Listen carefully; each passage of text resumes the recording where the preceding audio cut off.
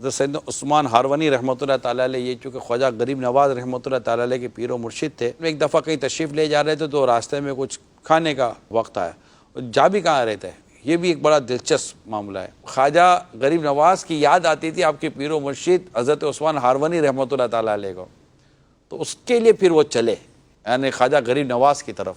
خیر وہ تشریف لے جا رہے تھے تو راستے میں کھانے کا وقت ہوا، تو وہیں کچھ آگ پرست تھے، مجوسی جسے کہتے ہیں، تو آپ نے کو کہا کہ ان سے تھوڑی آگ لے آؤ، کھانا بنائیں گے۔ تو آگ لینے گیا خادم، تو وہ کہہ دیا بھی ہم تو اس کو پوچھتے ہیں تو ہمارا خدا ہے، ہم یہ کیسے دے دیں تو خادم نے آ کر عرض کی حضور وہ تو یہ جواب دے رہے ہیں۔ اب تشریف لے گئے، اب تشریف لے جا کے انہوں نے کہا کہ تم اس کو خدا مانتے ہو؟ کہ ہاں۔ تو کہا ہاتھ ڈالو، تمہارا خدا بچاتا ہے کہ جلاتا ہے؟ تو انہوں نے کہا آگ تو جلائے گی، کہ یہ جو تمہاری آگ ہے نا یہ تو جلائے گی، لیکن اس آگ کا جو خالق ہے نا، جو میرا رب ہے، اللہ اکبر، یہ آگ اس کے حکم پر چلے گی۔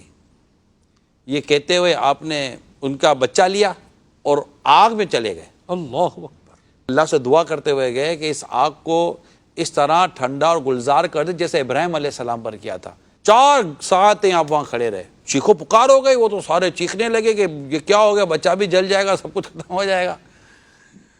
جب آپ باہر تشریف لاتے ہیں تو بچہ سلامت، آپ سلامت۔ مجوسی جو تھے بچے کہنے لگے تمہیں آگ نے نقصان تو نہیں پہنچایا؟ کہا میں تو اتنی دیر تک باغ میں گھومتا رہا ہوں، اللہ اللہ اللہ، آگ باغ بن گئی۔ ہاں، یہ دیکھ کر وہ جو مجوسی تھے وہ مسلمان ہو گئے۔ سبحان اللہ۔ یہ شان تھی خواجہ غریب نواز رحمۃ اللہ تعالیٰ علیہ کے پیر و مرشد حضرت سیدنا عثمان ہارونی رحمۃ اللہ تعالیٰ علیہ کی۔